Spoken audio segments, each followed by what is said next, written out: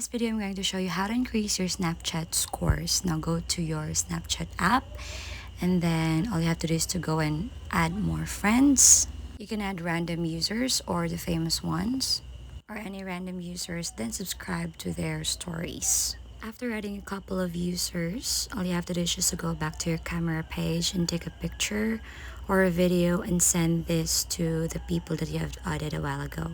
So for reference, I'm going to check here what's my Snapchat score. As of the moment, just tap on the diamond button under your name. So I have 4.